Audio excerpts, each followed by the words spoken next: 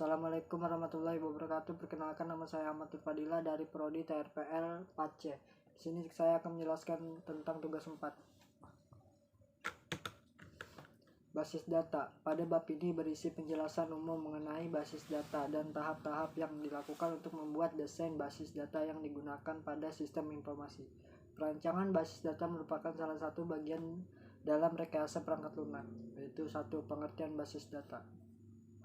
Sistem basis data adalah sistem terkomputerisasi yang tujuan utamanya adalah memelihara data yang sudah diolah atau informasi yang membuat informasi tersedia saat dibutuhkan. Pada intinya, basis data adalah media untuk menyimpan data agar dapat diakses dengan mudah dan cepat. 2. DBMS Database Management System, atau dalam bahasa Indonesia sering disebut sebagai sistem manajemen basis data, adalah suatu sistem aplikasi yang digunakan untuk menyimpan, mengelola, dan menampilkan data. Suatu sistem aplikasi disebut DBMS jika memenuhi persyaratan minimal sebagai berikut: menyediakan fasilitas untuk mengelola akses data, mampu menangani integritas data, mampu menangani akses data yang dilakukan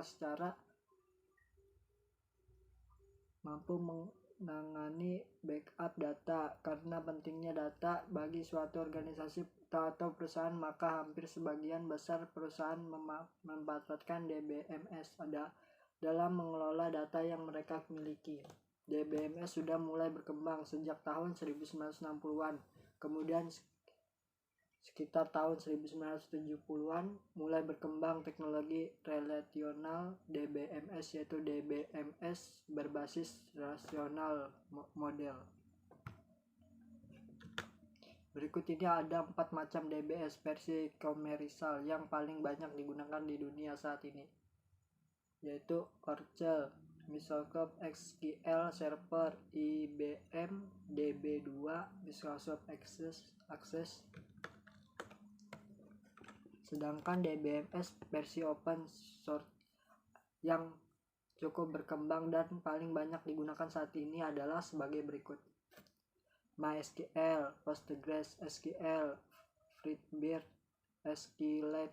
Hampir semua DBMS mengadopsi SQL sebagai bahasa untuk mengelola database DMS.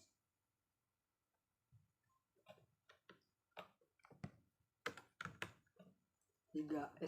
SQL Standard Query Language adalah bahasa yang digunakan untuk mengelola data pada RDBMS. SQL awalnya dikembangkan berdasarkan teori aljabar relasional dan kalkulus. SQL mulai berkembang pada tahun 1970-an.